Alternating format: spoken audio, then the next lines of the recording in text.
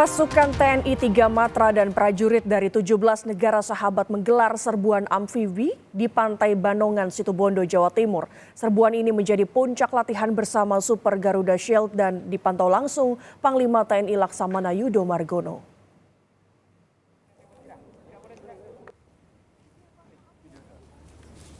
Gempuran dua pesawat F-16 ini mengawali serbuan tumpuan pantai dalam operasi amfibi pasukan gabungan TNI Angkatan Laut Indonesia dengan negara Indo-Pasifik di Pantai Banongan, Situbondo, Jawa Timur.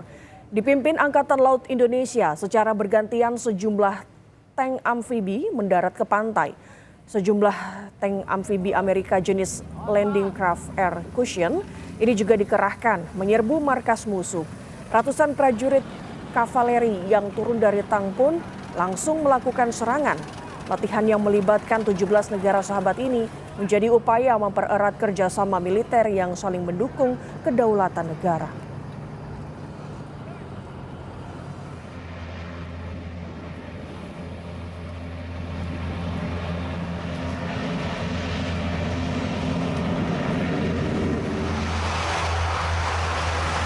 Pertukaran informasi, pertukaran latihan dengan doktrin yang baru, dengan perkembangan teknologi yang baru ini tentunya pasti akan kita kembangkan terus ilmu-ilmu untuk bersama dengan kemajuan teknologi, sehingga ke depan tidak harus selalu konvensional tapi juga harus selalu meningkat.